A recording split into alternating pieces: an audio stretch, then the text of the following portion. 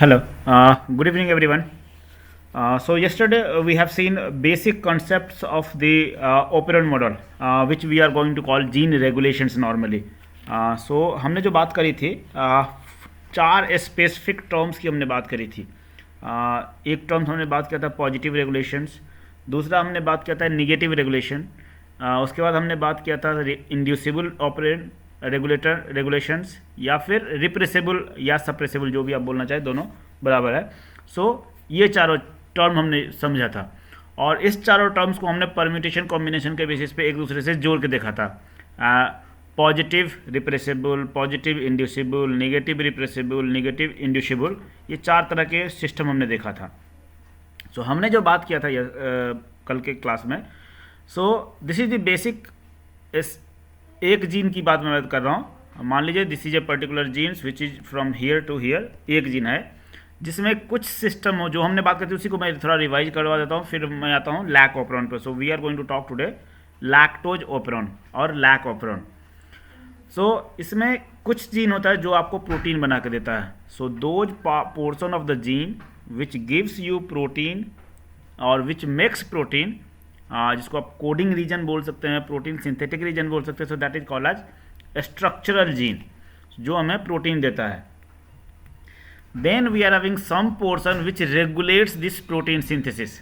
कुछ पोर्शन होते हैं जो प्रोटीन बनने के प्रोसेस को रेगुलेट करते हैं. डायरेक्टली उसकी प्रोटीन हम यूज नहीं करते हैं. So they are only the regulator molecules, only the controller molecules.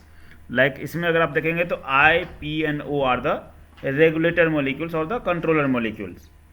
Okay, बाकी X, Y, Z they are called as structural genes because वो प्रोटीन देते हैं.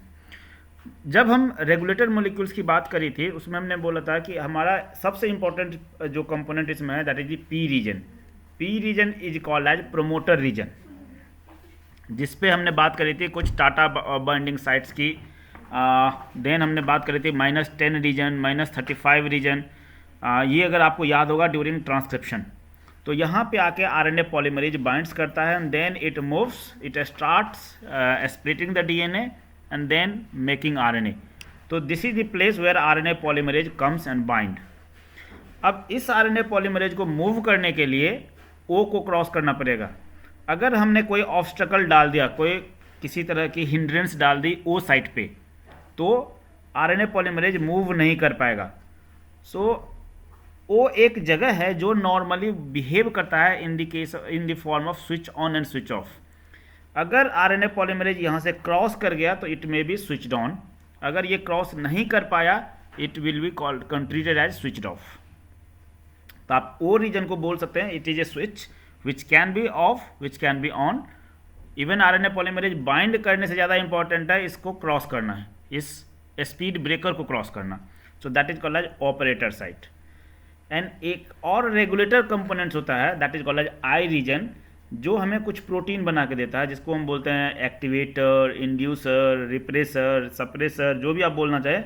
So that is A regulator protein. तो ये कुछ इंपॉर्टेंट कंपोनेंट्स थी operon system की.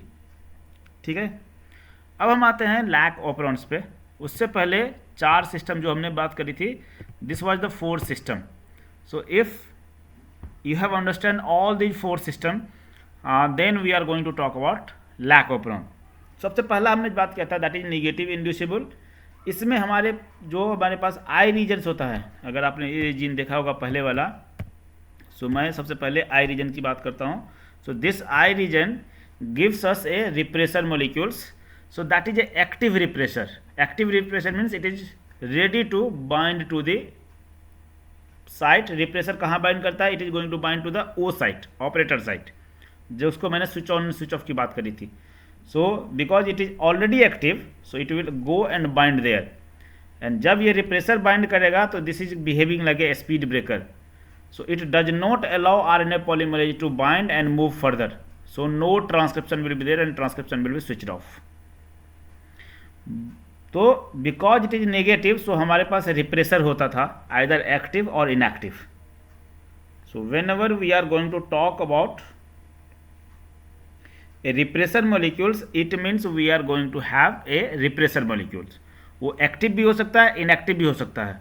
That active and inactive depends on the inducible and repressible. तो हमारे पास दो निगेटिव है, दोनों के केस में हमारे पास रिप्रेसर मॉलिक्यूल्स हैं, हम रिप्रेसर बनाते हैं। एक के केस में एक्टिव होता है, दूसरे के केस में इनएक्टिव होता है। वो कैसे डिसाइड करते हैं? That decided by this inducible और रिप्रेसेबल। इस केस में जीन को आपको नॉर्मल सर्कमस्टांसेस में जीन हमारा इनएक्टिव होता है, स्विच्ड ऑफ होता है, जिसको हमें इंड्यूस करना होता है। इंड्यूस मतलब कि आपको ऑन करना होता है। तो हम ऑन कैसे करेंगे? तो हमें इस रिप्रेसर को इनएक्टिवेट करना है।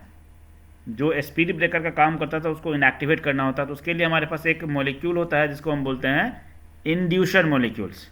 It binds to the repressor, make a conformational 3-dimensional change in this repressor, so repressor will not able to bind there.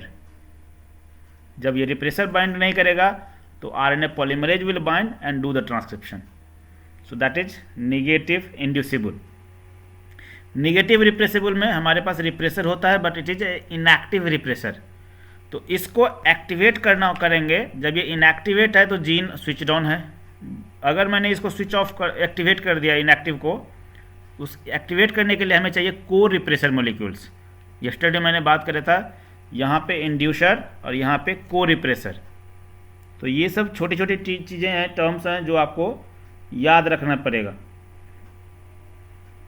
ठीक है। Then we had a positive inducible and positive repressible.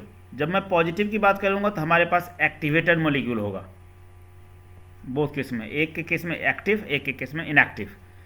जहां मैं inducible की बात करूंगा, इन that case normal circumstance में gene जो होगा वो सप्रेस्ड होगा, उसको हमें एक्टिवेट करना होगा। और जहां मैं रिप्रेसेबल की बात करूंगा तो in that normal circumstances gene will be activated, you have to switch off. तो ये चारों हमने बात करी थी यस्टरडे के क्लास में। This was clear for everyone, right? Yes sir. ठीक है। अब हम बात कर रहे हैं लैक्टोज ओपेरॉन के लिए, लैक्टोज ओपेरॉन के केस में। So this is a kind of negative inducible operon. Negative मैं बोल रहा हूँ, इसका मतलब क्या हुआ? इन एक्टिवेटर होगा या फिर हमारे पास रिप्रेसर होगा? Because I am talking about negative. So आप अगर पिक्चर देखेंगे तो whenever we are going to talk about negative, so in that case we are going to have a repressor molecule. ठीक है। अब उससे जब हम before going to talk about the lac operon, we need to understand certain things. हमारे case में सभी cells का क्रोमोजोम सेम होता है, right? Because all cells of my body comes from a single cell that is called a zygote. Clear? ये तो होता है। Yes sir. ओके। तो एक रीजन बताइए कि हमारे स्किन का सेल या हेयर सेल इंसुलिन क्यों नहीं बनाता है जबकि पैनक्रियाज इंसुलिन बनाता है? या आइज का सेल्स हमारा जो है वो लैक्रिमल ग्लैंड्स, वहाँ लाइसोजाइम का प्रोडक्शन होता है जबकि हमारे बॉडी में दूसरे पोर्शन पे नहीं होता है। यानी जबकि जीन्स तो सभी जगह है। इंसुलिन का जीन्स, अगर मैं ये पैनक्रियाटिक बीटा सेल्स है और ये मेरा स्किन सेल्स है, तो यहाँ भी इंसुलिन का जीन है और यहाँ भी इंसुलिन का जीन है, बिकॉज सभी सेल्स के पास 46 क्रोमोसोम्स हैं। तो why insulin will be produced here and this cells is not able to produce insulin? ये नहीं बना पाएगा। Any specific reason?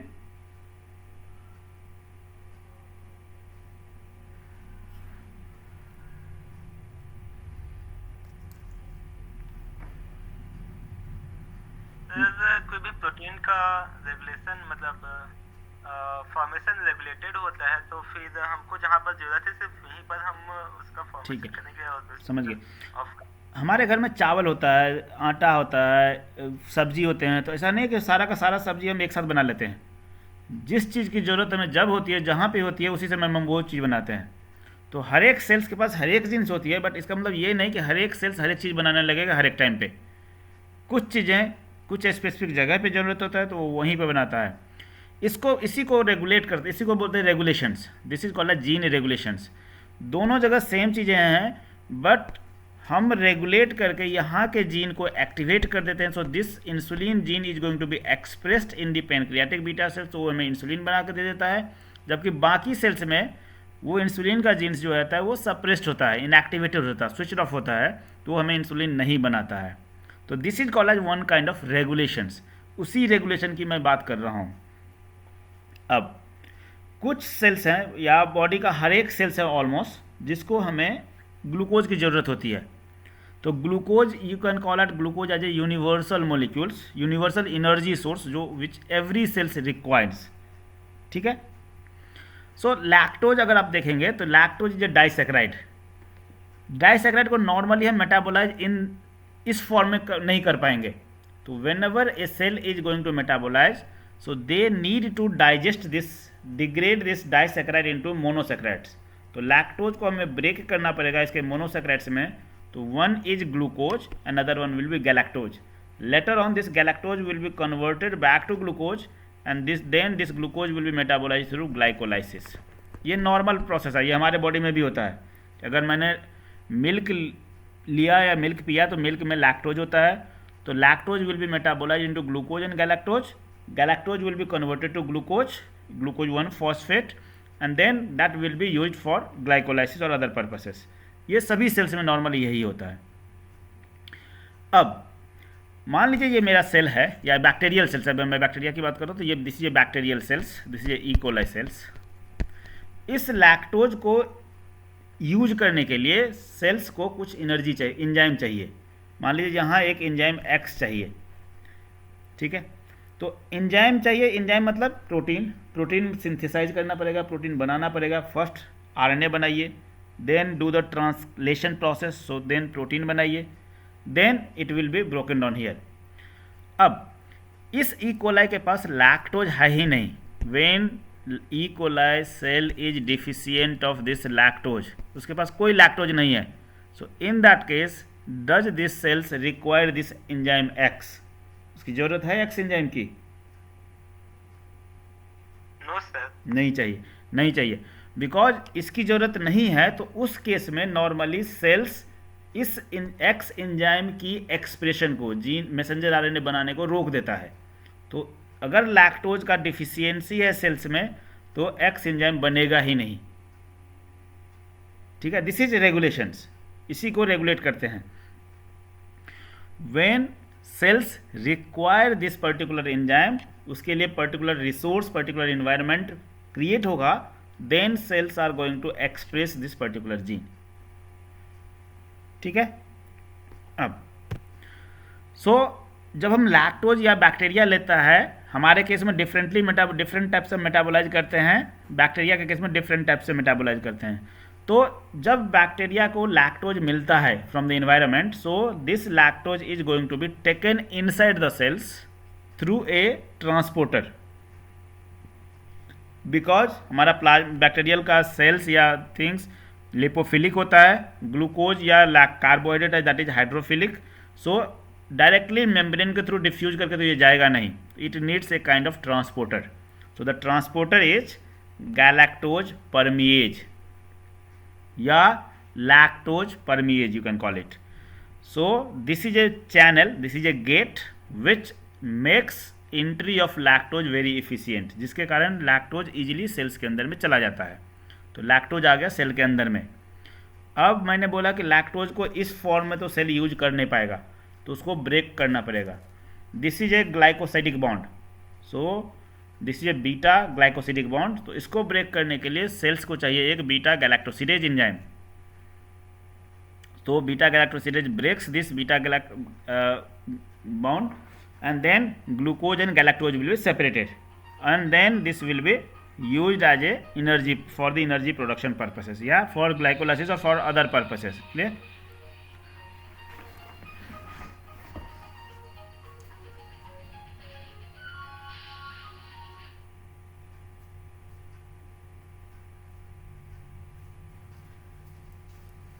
Is it clear? yes sir, yes. तो लैक्टोज को अगर मेटाबोलाइज करना है सेल्स को, बैक्टीरिया को, तो मिनिमम 2 एंजाइम तो चाहिए ही चाहिए। एक ये ट्रांसपोर्टर मॉलिक्यूल्स जो लैक्टोज को एंट्री देगा, और दूसरा एक एंजाइम जो इसको मेटाबोलाइज करेगा, so that it will be converted to glucose. So ये नॉर्मल प्रोसेस है जो आप अभी मैंने आपको बताया कि permease, this is lactase permease और galactase permease which make entry of this lactose very efficient, तो लैक्टोज सेल के अंदर में जाएगा। Then bacteria requires enzyme that is called as beta galactosidase. इसका दो काम होता है बैक्टीरिया के केस में। पहला, ये इसको डाइजेस्ट भी करता है तो ग्लूकोज एंड गैलेक्टोज बना देता है। दूसरा, this lactose will be converted into yellow lactose, जो उसका ऑलमोस्ट आइसोमेरिक फॉर्म होता है। ठीक है, तो lactose will be converted to glucose and galactose also, and इसको कन्वर्ट करेगा येलो लैक्टोज में, and allolactose will be metabolize by galactosidase. तो एंजाइम तीन तरह का काम कर रहा है। पहला लैक्टोज को मेटाबोलाइज कर रहा है, दूसरा येलो लैक्टोज को मेटाबोलाइज कर रहा है, और तीसरा लैक्टोज को कन्वर्ट कर रहा है येलो लैक्टोज में। ठीक है, यहां तक क्लियर है? Yes sir. Okay, this is a lack operon gene. अब लैक ओपेरॉन जीन अगर आप देखेंगे तो इसमें हमारे पास लैक्टोज के पास तीन जीन्स होते हैं, तीन स्ट्रक्चरल जीन्स होते हैं, जिसको हम बोलते हैं lac Z Y A. Lac Z जो जीन्स हैं that is going to give synthesize, और ये जो एक एंजाइम ये बनाता है, एक एंजाइम ये बनाता है, और एक एंजाइम ये बनाता है। सो टोटल तीन एंजाइम बैक्टीरिया प्रोड्यूस करता है from this lac operon gene. पहला जो जेड है that is going to give beta galactosidase gene. ये अगर आप चाहें तो कॉपी में नोट कर लीजिए, बिकॉज लास्ट में we are going to analyze this one, कि अगर एक जीन को हम म्यूटेट कर देते तो क्या होगा, दूसरे जीन को म्यूटेट करते तो क्या होगा, तो वो दैट वी विल सी। तो आप याद रखिएगा कि Z is going to give beta galactosidase gene. उसके बाद Y that is going to structural gene for beta galactoside permease, जो आपके प्लाज्मा मेम्ब्रेन बैक्टीरियल के मेम्ब्रेन पे था। एंड ए है that is going to give a beta galactoside transacetylase. इसका exact function पता नहीं है, but somehow it is going to assist them, तो इसका बहुत ज़्यादा सिग्निफिकेंट रोल नहीं है। मेनली जेड का और वाई का रोल हमें पता है। So this Y is a permease transporter and Z is beta galactosidase enzyme which digest degrade lactose or yellow lactose and convert lactose to yellow lactose to lactose। ठीक है, तो ये तीन हो गया स्ट्रक्चरल जीन। इसके अलावा इसमें कुछ रेगुलेटरी मॉलिक्यूल्स भी होता है, रेगुलेटरी कंपोनेंट्स होते हैं। रेगुलेटरी कंपोनेंट्स होता है एक पी आई, दूसरा प्रमोटर रीजन, एंड तीसरा ऑपरेटर रीजन। अब आप सोच सकते हैं कि why these three genes are together, ये तीनों जीन्स साथ साथ क्यों हैं? This is called as polycistronic. आप याद कीजिएगा, वी हैव टॉक्ड अबाउट कि प्रोकैरियोट के केस में हमारे पास जो नॉर्मली मैसेंजर आर रहते हैं they are polycistronic. Many different types of proteins synthesize together at the same time from the same messenger RNA, सो उसको बोलते हैं पॉलीसिस्ट्रोनिक। जो नीचे में क्वेश्चन लिखा है कि एक student has asked why the three genes that is Z Y A are organized into a same operon. तीनों का तीनों एक साथ क्यों है? Any reason, anyone can tell me?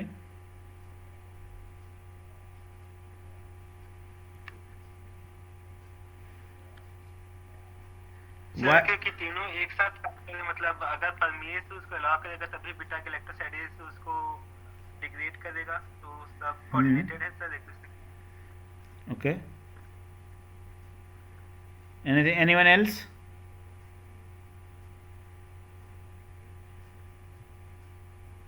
Anyone else कि why these three Z Y A are together, एक ही मैसेंजर आने पे क्यों है? अब इस जीन की एक्सप्रेशन बैक्टीरिया को कब चाहिए? जब एनवायरनमेंट में लैक्टोज होगा। ठीक है, so when bacteria gets lactose then they require this galactosidase and परमिएज।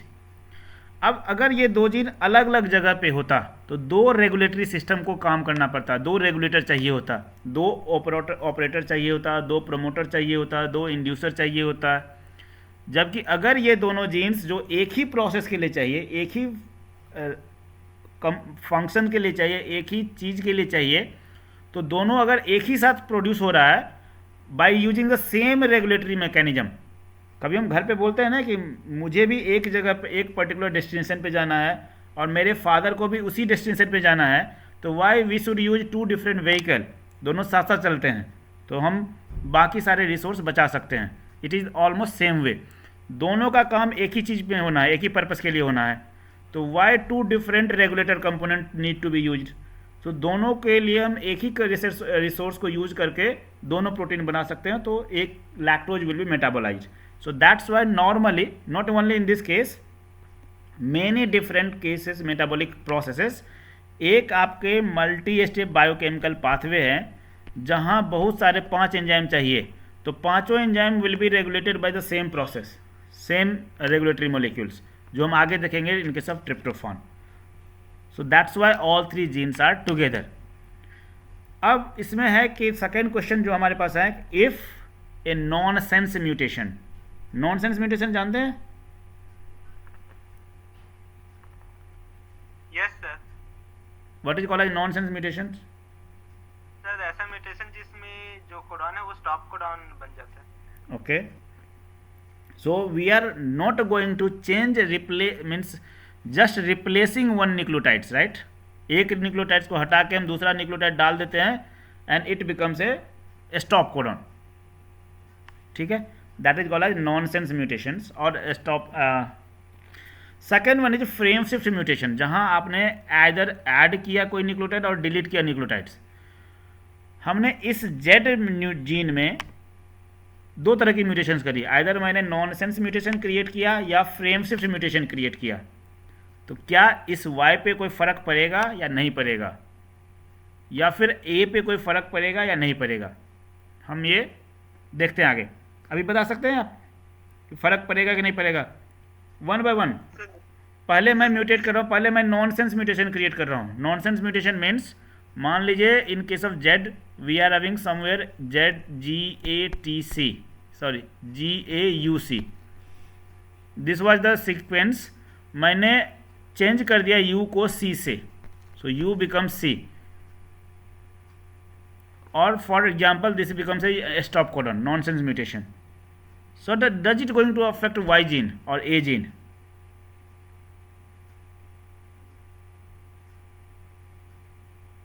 Question समझ में आ गया सबको? Yes sir. बताइए सर, आप पॉलीसिस्टोनिक में बताया था कि मतलब अलग अलग स्ट्रक्चर जिनके लिए अलग अलग राइबोसोम अटैच होगा, तो फिर अगर नॉनसेंस म्यूटेशन सिर्फ जेड पे होता है तो एक अलग राइबोसोम नहीं, नॉर्मली होता क्या है कि हम मैसेंजर RNA बनाते हैं, उसको हम स्प्लाइस करते हैं। ये सी सिस्टम होता है कि पॉलीसिस्टोनिक में हम मैसेंजर RNA बनाते हैं और उसको स्प्लाइस करके this is a one gene, this is one another protein, this is third protein, इस तरह से भी होता है। Yes sir. अगर आप बता रहे हैं कि इसका प्रोडक्शन यहाँ से हो रहा है, then it is not going to affect, but if it is going to produce from here all 3 together, तो फ़र्क पड़ेगा? नहीं पड़ेगा। चलिए, when you are going to do a nonsense mutation in Z region, and Z means nonsense mutation means you are going to create a stop codon, तो RNA polymerase move करेगा और जहाँ पे आपने स्टॉप कोडॉन क्रिएट किया वहाँ पे जाकर प्रोटीन सिंथेसिस स्टॉप हो जाएगा। So in that case it is not going to produce rest of the protein, because first stop codon यहाँ पे मिला था, तो protein synthesis will be stopped at that particular place. So in that case, certainly we will not get Y gene or protein for Y or protein for A. A protein नहीं बनेगा, Y protein नहीं बनेगा, because it will be terminated here. That is in the case of nonsense mutation. ठीक है? Yes sir. Okay. अब दूसरा question है कि if we are going to create a frame shift mutation. Frame shift बोलते हैं कि अगर मैंने इसमें से एक चीज़ को डिलीट कर दिया, कोई एक न्यूक्लियोटाइड को, तो हमारा जो विंडो था 3 न्यूक्लियोटाइड का वो थोड़ा शिफ्ट हो जाएगा। तो इस केस में क्या होगा? उस केस में प्रोटीन तो आप Y भी बनाओगे, प्रोटीन तो आप A भी बनाओगे, बट एमिनो एसिड चेंज हो जाएंगे। एमिनो एसिड जो सीक्वेंस था that is going to be modified. So frame shift mutations does not stop the synthesis, rather it will be synthesized, but आपकी प्रोटीन की एमिनो एसिड की sequence change हो जाएगी, different type of amino acid you will get it. Nonsense में stop हो जाएगा, frame shift में stop नहीं होगा. Is it clear? Yes sir. Sanjay, Samriddhi, Neha, Hanshu, is it clear? Yes sir. Fine. Sir लेकिन जो हाँ बताइए. प्रोटीन चाहिए वो नहीं मिलेगा ना इसमें? प्रोटीन एग्जैक्ट वही प्रोटीन नहीं मिलेगा जो आपको पहले चाहिए था. तो ये फंक्शनल भी नहीं होगा ना? नहीं होगा. Okay sir. जीन बनेगा but it is a mutated gene, different type of amino acid you will get it. Okay sir.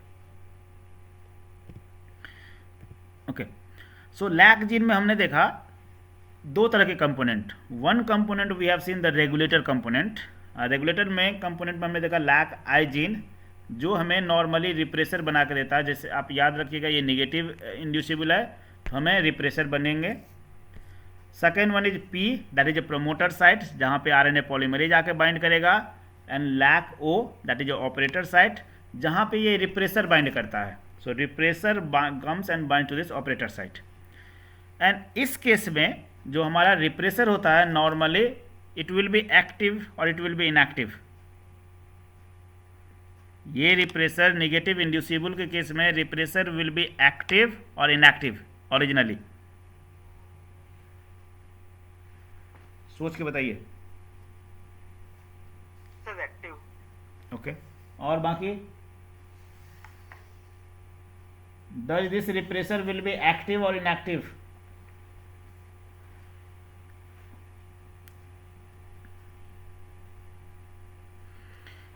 Initially you are having a gene, this is Z. आप लोग जवाब नहीं दे रहे हैं, जवाब नहीं देंगे तो पढ़ाने में भी अच्छा नहीं लगेगा. This is Z Y A. Here we are having I P and O. So initially जब मेरे पास लैक्टोज की मैं बात ही नहीं कर रहा हूँ अभी, तो आई gene makes a repressor molecule. This repressor is active repressor. मैं यहाँ ए लिख देता हूँ. So active repressor comes and bind to this O region. So क्या होगा? RNA polymerase will not able to bind here P पे. तो RNA polymerase bind नहीं करेगा तो ये जीन एक्सप्रेशन नहीं होगा. So this will be terminated. So no expression of Z, Y और A because repressor is active and it comes and bind to the O site. अब हमारे पास है कि हमारे पास we are having a inducer molecules. तो उस case में हमारे पास this is Z Y A, this is I P and O. So we are having a active repressor but if bacterial cells have yellow lactose और lactose, तो allolactose comes and bind to this repressor. तो जो repressor पहले active था because of this allolactose it becomes inactive. उसका conformational change हो जाता है, 3 dimensional structure is going to be modified and now this repressor will not able to bind to the O site. तो जब repressor bind नहीं करेगा तो RNA polymerase will bind here and RNA polymerase will bind and do the gene expression. So you will get all the 3 proteins. So allo lactose which binds with the repressor they are working as a inducer molecules, जो आपकी expression को induce करता है but inactivating repressor molecules. ठीक है? Clear?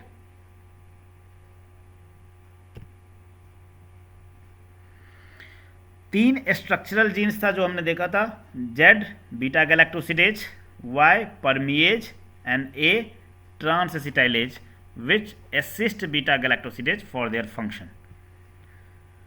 ठीक है. This is the normal functions when you don't have lactose, we don't have yellow lactose, जो अभी मैंने बात करी थी कि absence of inducer. Inducer means allo lactose नहीं है, लैक्टोज नहीं है in the environment. Bacteria is having any source but no lactose is there in the environment.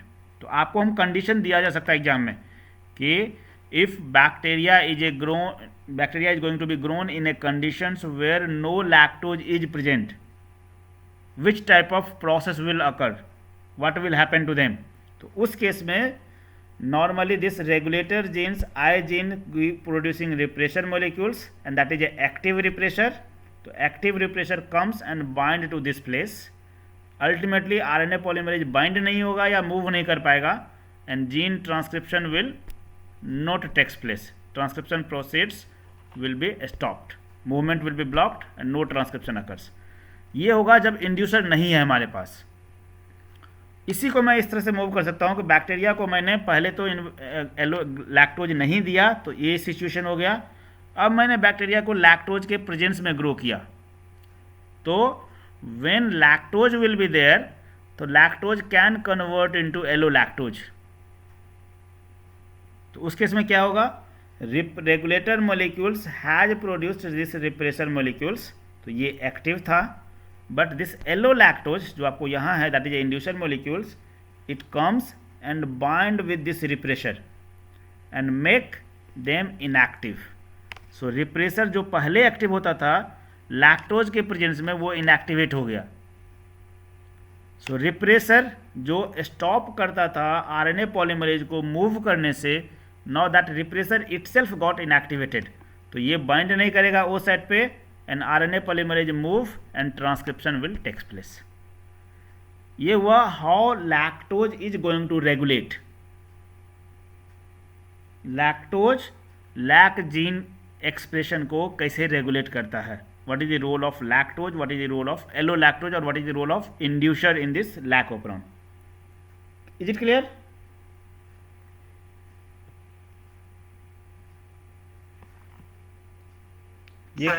yes बताइए. सर जो बीटा गैलेक्टोसाइडेज है वो एलोलैक्टोज बनाता था तो सर ये दीज आर नॉर्मली जब आपके पास बीटा गैलेक्टोसिडेज होगा तो इसका कन्वर्सन लैक्टोज का एलो लैक्टोज में कन्वर्सन बहुत फास्ट होगा, मतलब it is very frequent. But lactose and yellow lactose में बहुत ज़्यादा डिफरेंस नहीं है, only it is a kind of isomeric forms. So lactose allolactose में कन्वर्ट होते रहते हैं. Okay sir, clear. बाकियों का is it clear for everyone?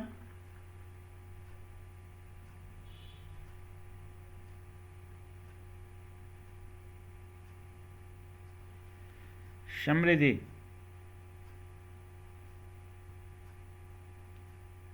तुलांजलि, Vidhi, Sanjay, is it clear?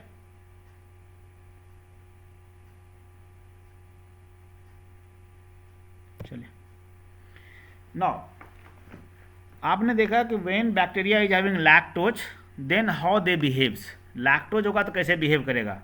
अब मैं कंडीशन को थोड़ा चेंज कर देता हूँ. Bacteria is having same bacteria is grown only in the presence of glucose और ग्लूकोज के साथ साथ हमने लैक्टोज भी दे दिया तो क्या होगा.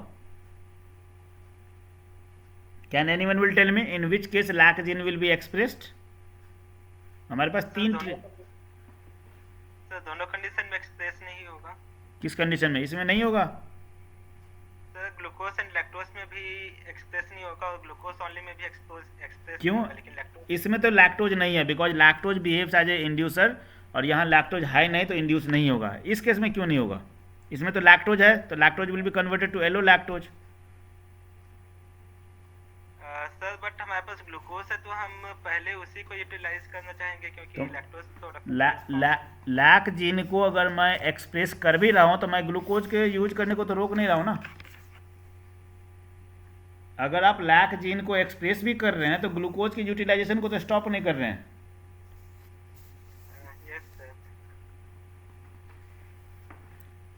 समझे question? Yes sir. Even if you are having a glucose you are having lac gene, आप लैक जीन को एक्सप्रेस कर रहे हैं, you are going to synthesize galactosidase, you are going to synthesize permease, then also nothing is going to stop glucose utilization. नहीं, आप पहले ठीक थे अब गलत हैं. इस केस में लैक जीन का एक्सप्रेशन नहीं होगा और इस केस में लैक जीन का एक्सप्रेशन नहीं होगा कि lactose gene lac gene expression is not only regulated by lactose itself, there is a different type of regulation also. अभी तक हमने सिर्फ एक रेगुलेशन देखा लैक जीन का regulation by lactose and yellow lactose. Lac gene का regulation एक दूसरे तरीके से भी होता है. जहाँ ग्लूकोज के मीडिएटेड रेगुलेशन होता है। अब अगर आपने हार्मोन्स पढ़ा होगा तो थोड़ा मैं उस पर जाता हूँ, होगा क्या।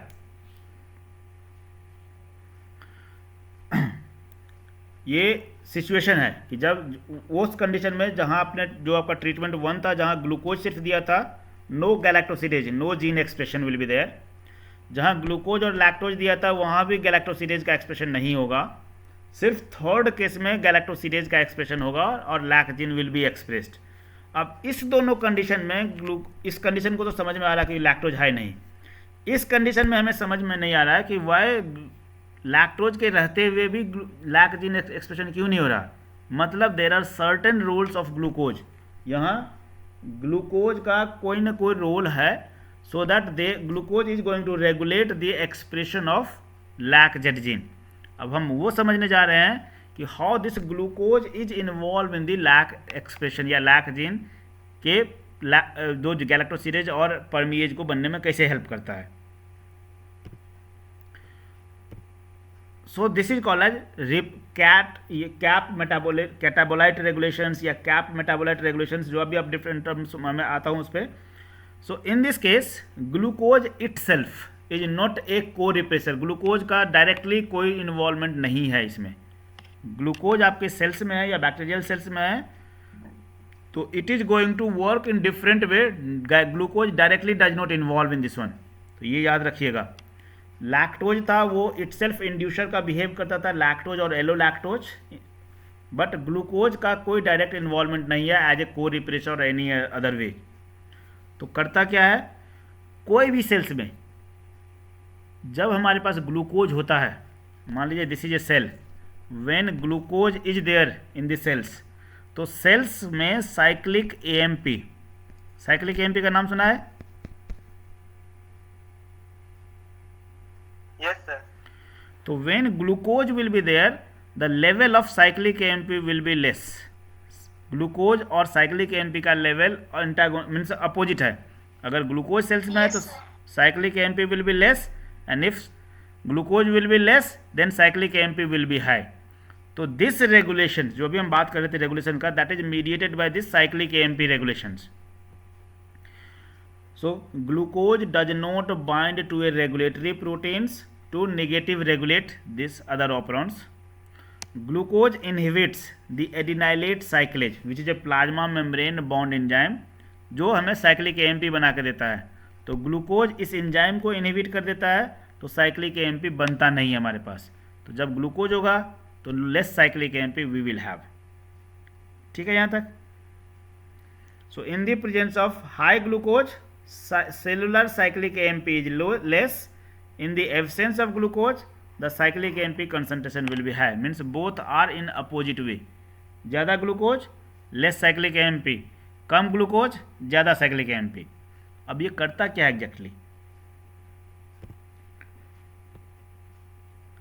सो यहाँ पिक्चर में अगर आप देखेंगे तो वही चीज़ लिखा हुआ है कि when high glucose molecules will be there then less और नो साइक्लिक AMP, एंड जब ग्लूकोज कम होगा तो साइक्लिक एएमपी की कंसंट्रेशन ज़्यादा होगी। अब ये एग्जैक्टली करता है क्या है कि बैक्टीरियल सेल्स में एक प्रोटीन होता है that is called as catabolite activator protein, जिसको हम बोलते हैं कैप, कैटाबोलाइट एक्टिवेटर प्रोटीन, और CRP cyclic AMP receptor protein. ठीक है, ये होता है टेट्रामेरिक प्रोटीन, मतलब 4 कंपोनेंट्स इसके होते हैं, and they normally binds with they required cyclic AMP. तो जब सेल्स के पास साइक्लिक एएमपी सफिशियंट होगा तो ये साइक्लिक एएमपी बाइंड करेगा कैप के साथ। अगर सेल्स के पास साइक्लिक एएमपी नहीं है तो कैप के साथ बाइंडिंग नहीं होगी। ये यहाँ तक तो क्लियर है? Yes sir. मीन्स जब आपके सेल्स के पास ग्लूकोज है, मान लीजिए मैं एक कंडीशन में बताता हूँ कि सेल के पास ग्लूकोज है तो क्या होगा, साइक्लिक एएमपी नहीं होगा, no cyclic AMP. Yes sir. When cell is having glucose, मैंने क्या बोला था कि जब ग्लूकोज होगा तो साइक्लिक एएमपी नहीं होगा या लेस होगा।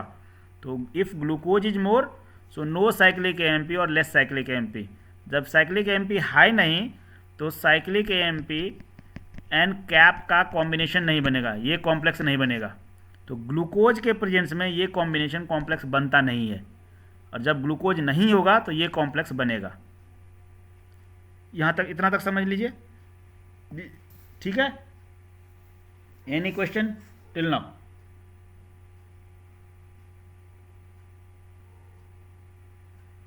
कोई क्वेश्चन नहीं यहाँ तक?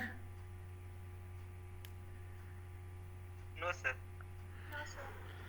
ये जो कॉम्बिनेशन है साइक्लिक एएमपी का कैप के साथ, कैटाबोलाइट एक्टिवेटर प्रोटीन और cyclic AMP receptor proteins, that works as positive regulator, ठीक है। Positive regulator means gene expression में ये हेल्प करता है। जब ये cyclic AMP and CAP combination बनेगा तो ये बाइंड करेगा, ये असिस्ट करेगा या प्रोमोट करेगा या फिर फैसिलिटेट करेगा आरएनए पॉलीमरेज की बाइंडिंग को। फैसिलिटेट ही नहीं करता, this is a one kind of compulsion कि cyclic AMP CAP complex is required for RNA polymerase binding, ठीक है यहाँ तक। अब इसको दूसरे तरीके से सोचिए कि हमारे पास सेल जिसके पास ग्लूकोज हाई या नहीं है, उस पर मैं आता हूँ कि this is ATP which is converted to cyclic AMP. अब सेल के पास ग्लूकोज है काफ़ी मात्रा में, तो क्या होगा, साइक्लिक एएमपी लेस होगा या ज़्यादा कम होगा?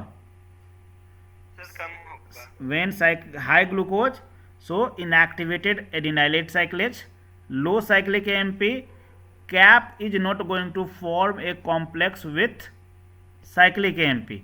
जब कैप एंड साइक्लिक एएमपी का कॉम्प्लेक्स नहीं बनेगा तो आरएनए पॉलीमरेज इफ बाइंड नहीं कर पाएगा efficiently, and then transcription will be stopped and it will not be transcribed. And जब ग्लूकोज नहीं है हमारे पास तो in that case adenylate cyclase is active, very high amount of cyclic AMP will form, cyclic AMP form a complex with cap and transcription will be activated, done. So this is how glucose is going to regulate the lac gene expression through cap and cyclic AMP mediated regulations, ठीक है। अब ये जो आपका cyclic AMP and cap था, कैटाबोलाइट activator proteins, ये bind करता है डीएनए पे भी, सॉरी आरएनए पे। सो दिस इज, ये आपका लैक ऑपरेटर साइट है जिसमें हमने बात की थी टाटा बॉक्स की एंड प्रिब्नो बॉक्स की। इसी प्रोमोटर साइट्स पे ही दिस कैप बाइंडिंग डोमेन भी होता है। सो उसी ऑपरेटर रीजन में जहाँ पे आरएनए पॉलीमरेज बाइंड करता है एट -10 रीजन पे, -35 रीजन पे या टाटा बॉक्स पे, प्रिब्नो बॉक्स पे, on same site this CAP also binds. तो कैप बाइंडिंग डोमेन होता है मैसेंजर आरएनए पे which facilitate the binding of RNA polymerase. अब ये चारों कॉम्बिनेशन जो आप यहाँ डिफरेंट टेबल्स में कॉम्बिनेशन देख रहे हैं, ये एग्जैक्ट रिजल्ट्स हैं कि मान लीजिए इन्वायरमेंट में लैक्टोज हाई नहीं तो क्या होगा। हम ग्लूकोज की बात नहीं कर रहे हैं, पहला कंडीशन कि एक बैक्टीरिया को मैं ग्रो कर रहा हूँ इन द एब्सेंस ऑफ लैक्टोज, तो जीन एक्सप्रेशन होगा कि नहीं होगा? नहीं होगा सर। आंसर यहाँ लिखा हुआ है, बट जो आप बोलेंगे यस और no, you need to give me justification. आप बोल रहे हैं जीन की एक्सप्रेशन नहीं होगा, क्यों नहीं होगा?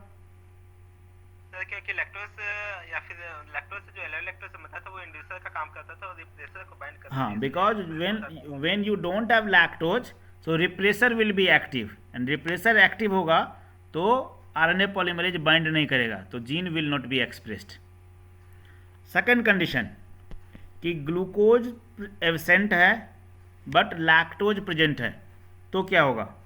जीन विल बी एक्सप्रेस्ड और not? Only lactose is there. Express होगा। क्यों? सर क्योंकि लैक्टोज प्रेजेंट है तो इंड्यूसर का तो काम करेगा, और ग्लूकोज अगर एब्सेंट है तो साइक्लिक एमपी का लेवल हाई होगा और वो कैम। ठीक है, कोई और बता पाएंगे? Anyone else can explain this one? Hanshu, Neha, Samriddhi, Sanjay, Tulanjali, Vidhi, कोई भी बता पाएंगे इसको कि ग्लूकोज नहीं है, लैक्टोज है, तो जीन का एक्सप्रेशन होगा? हाउ? संजय, आप बताओगे?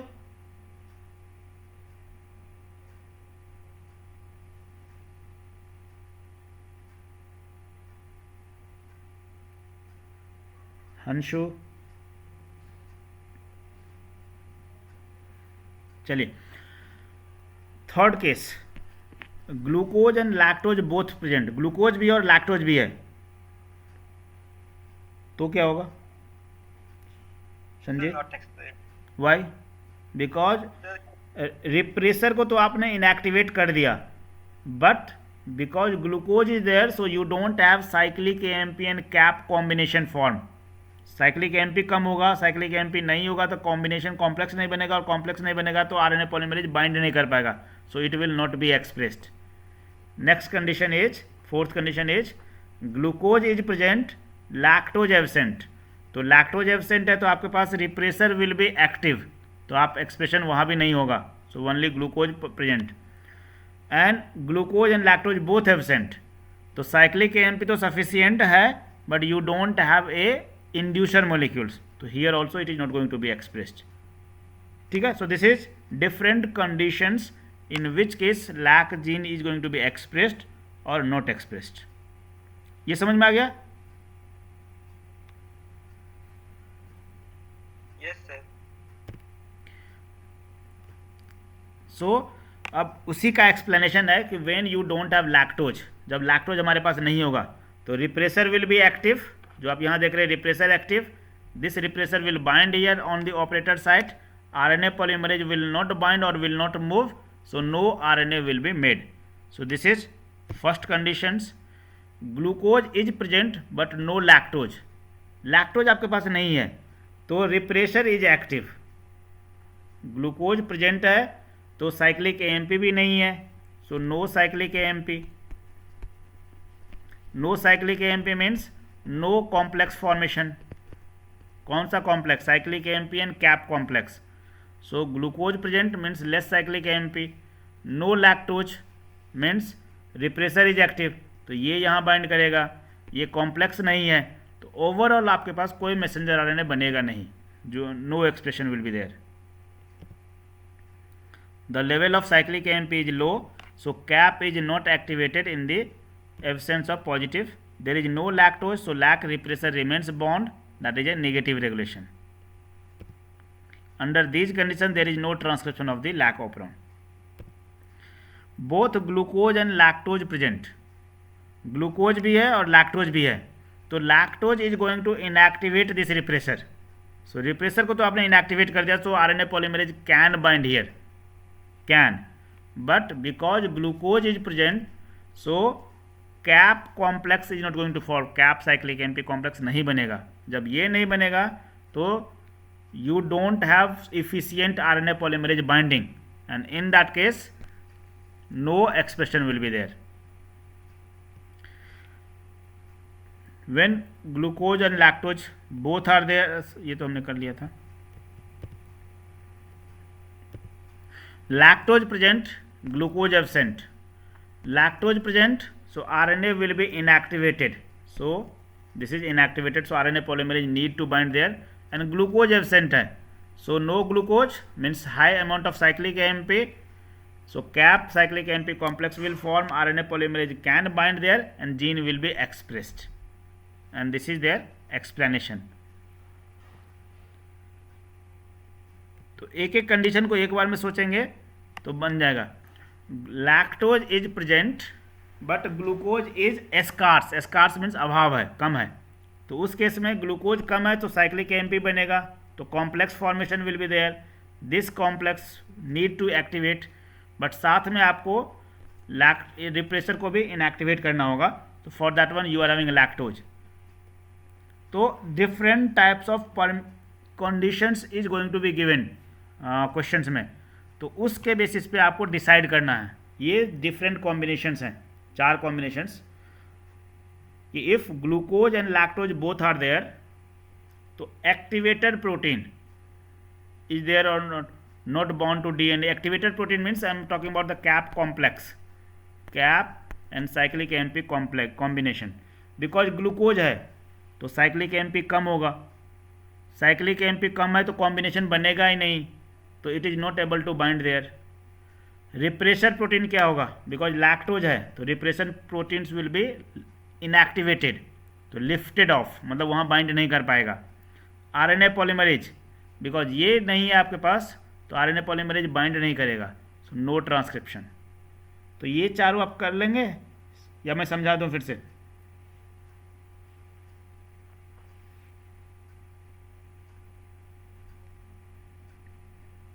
Sanjeet, is it clear? Yes sir, clear. जैसे हमारे पास सेकंड है कि if glucose is there and lactose is absent, तो ग्लूकोज है तो आपके पास ये कॉम्बिनेशन नहीं, कॉम्प्लेक्स नहीं बनेगा साइक्लिक AMP एंड कैप का, तो आरएनए पॉलीमरेज इफिशिएंटली बाइंड नहीं होगा. और लैक्टोज के होते हुए भी, लैक्टोज हमारे रिप्रेसर को इनएक्टिवेट कर देता है, बट उसके होते हुए बिकॉज ग्लूकोज है तो ये कॉम्प्लेक्स नहीं बन रहा है, तो आरएनए पॉलीमरेज बाइंड नहीं करेगा और नो ट्रांसक्रिप्शन नहीं होगा.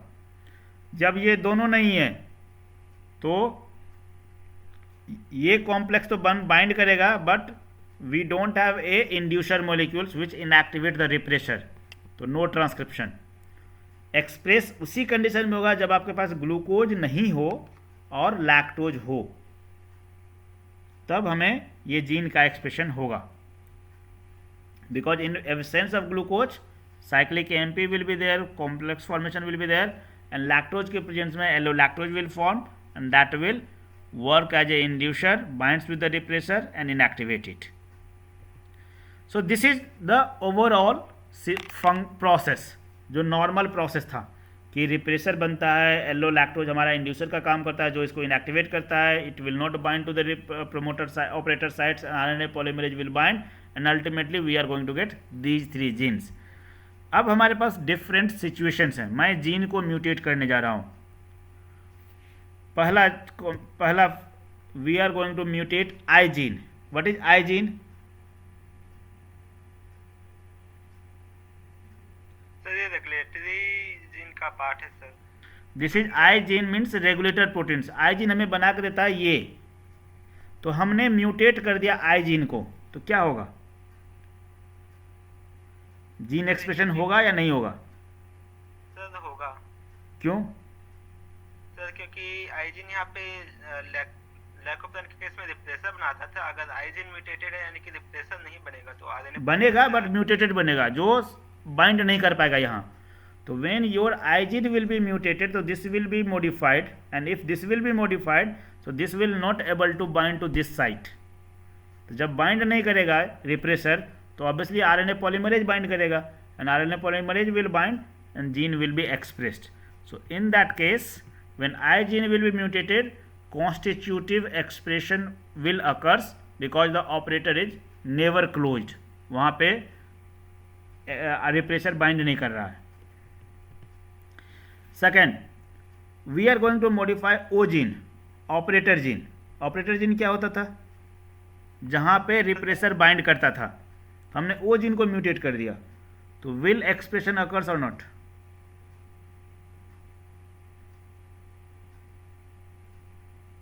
बाकी सभी जीन सही है, जेड जीन सही है, वाई जीन सही है, ए जीन सही है, पी जीन सही है, आई जीन सही है, सिर्फ ओ को हमने म्यूटेट कर दिया, तो विल एक्सप्रेशन टेक्स प्लेस और नॉट? सर होगा एक्सप्रेस. क्यों? सर क्योंकि ओ जीन पे रिप्रेसर आकर के बाइंड करता था. अगर ये म्यूटेटेड है तो फिर रिप्रेसर बाइंड नहीं कर पाएगा, तो फिर आरएनए पॉलीमरेज सिंथेसाइज करेगा.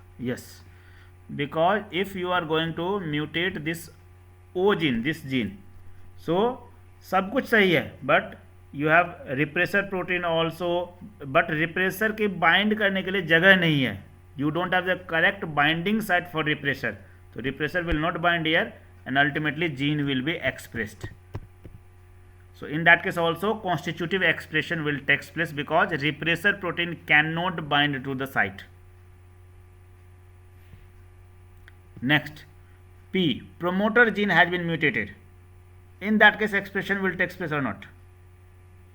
सर नहीं होगा. because we don't have binding site for RNA polymerase, और cap and cyclic AMP complex will not have binding site, उस दोनों की binding site भी नहीं है. So no expression will takes place because neither RNA polymerase will bind nor cap and cyclic AMP complex will bind. If LAC-Z gene is mutated, क्या होगा?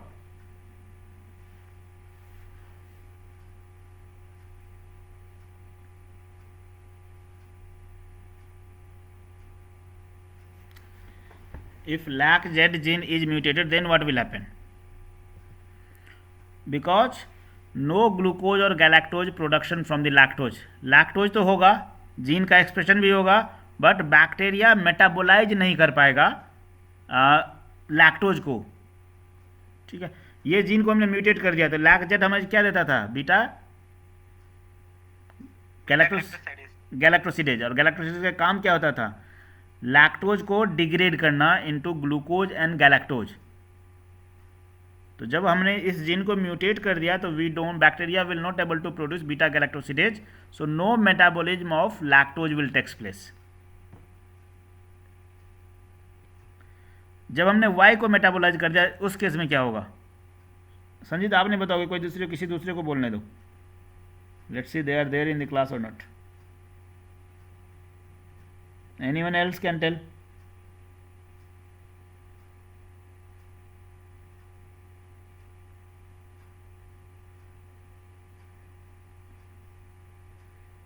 चलिए संजीत बताइए. सर बीटा गैलेक्टोसाइडेज फॉर्म होगा तो फिर लैक्टोज का डिग्रेडेशन होगा. नहीं, मैं पूछ रहा हूँ कि वाई जीन को हमने म्यूटेट कर दिया.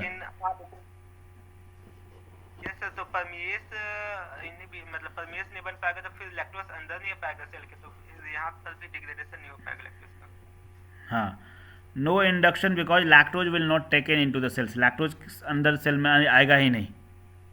ठीक है, इस केस में ये लैक्टोज ओपेरॉन जीन जो है, सारा का सारा जीन, रेगुलेटर जीन्स भी और सारा मेटाबॉलिक प्रोसेस का जीन्स भी एक ही जीन्स पे अगल बगल में एग्जिस्ट करता है. तो इसको हम बोलते हैं सिस एक्टिंग जीन्स या सिस टाइप ऑफ जीन्स, जहाँ सारे के सारे जीन्स, रेगुलेटर भी और स्ट्रक्चरल जीन्स भी एक ही जगह पे हैं. जहाँ ट्रांस एक्टिंग बोलते हैं कि दो अलग अलग जगह पे प्रोडक्ट कम होता है. रेगुलेटर्स, कुछ रेगुलेटर मॉलिक्यूल्स दूसरे जगह पे हो, कुछ रेगुलेटर्स एक जगह पे हो जीन्स के साथ, तो उस केस में ट्रांस बोलते हैं. तो lac Z gene is normally cis acting genes. एक टर्म मैंने बीच में आपको नहीं बताया, अगर आप मोलिकुलर बायोलॉजी या जेनेटिक इंजीनियरिंग पढ़ा होगा कभी हल्का सा भी, तो उस केस में हम एक टर्म यूज करते हैं, ब्लू व्हाइट स्क्रीनिंग. जानते हैं? नाम सुना है? No sir. वेक्टर का नाम सुने हैं? Plasmid vector.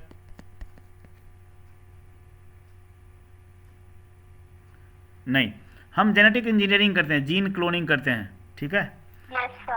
उस केस में हम क्या करते हैं कि we are having a vector and हमारे जो भी जीन हमारी चॉइस का होता है, जीन ऑफ इंटरेस्ट जिसको हम बोलते हैं, उसको हम लोड करते हैं एक कैरियर मॉलिक्यूल्स पे, वेक्टर पे, और इसको फिर ट्रांसफ़र करते हैं बैक्टीरियल सेल्स में या फिर किसी यूकैरियोटिक सेल्स में जहाँ हम एक्सप्रेस करना चाहते हैं, जहाँ हम क्लोन करना चाहते हैं. बट इसको हमें सेलेक्ट करने के लिए हम एक सेलेक्टेबल मार्कर यूज करते हैं जिससे हम आइडेंटिफाई करें. जैसे आपके पास अपना मोबाइल फ़ोन्स है, सभी के मोबाइल फ़ोन्स को मैं अगर एक झोला में डाल दूं, फिर भी आप अपने मोबाइल फ़ोन को आइडेंटिफाई करते हैं ना, because there will be some marks, some symbol, some things.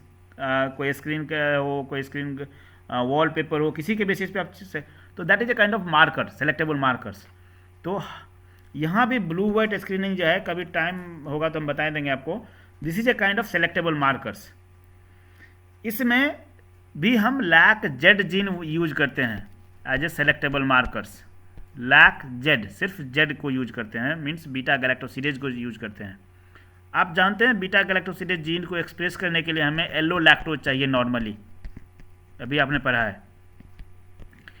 तो बैक्टीरिया के केस में हम येलो लैक्टोज नहीं यूज करते हैं, हम यूज करते हैं कोई दूसरा रेगुलेटर मॉलिक्यूल्स, दूसरा स्ट्रक्चरल एनालॉग्स जो इसी के तरह दिखने में हो बट एग्जैक्टली यही नहीं हो और काम सेम करे. दिखने में ऐसा ही हो, काम भी सेम करे, बट ये कंपाउंड ना हो. उसको हम बोलते हैं ग्रेटिटुअस इंड्यूसर्स, लिख लीजिए ग्रेटी, एक 1 सेकेंड,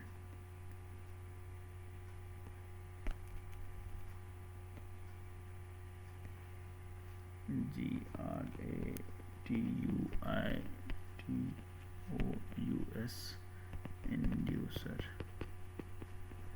ग्रेटिट्यूस इंड्यूसर, ठीक है।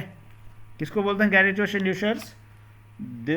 Those structural analogs of lactose, इस केस में लैक्टोज का एनालॉग्स, किसी दूसरे केस में किसी दूसरे का analogs, which works like allolactose और lactose for the induction of lac Z gene expression. Example क्या है? IPTG, IPTG, ये फुल फॉर्म इसका क्या है?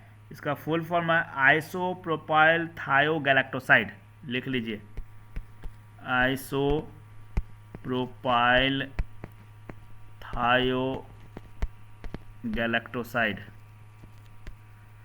ये एक केमिकल इंड्यूसर मॉलिक्यूल्स है which behaves like a allolactose. ये एग्जैक्टली येलो लैक्टोज है नहीं, बट बाइंड करता है रिप्रेसर के साथ और उसको इनएक्टिवेट करता है, ठीक है। ये this is called as gratuitous inducer.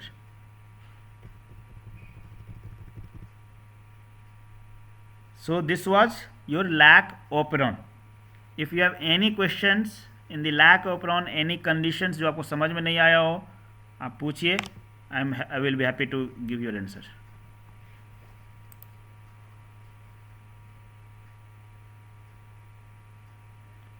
Any question anyone is having?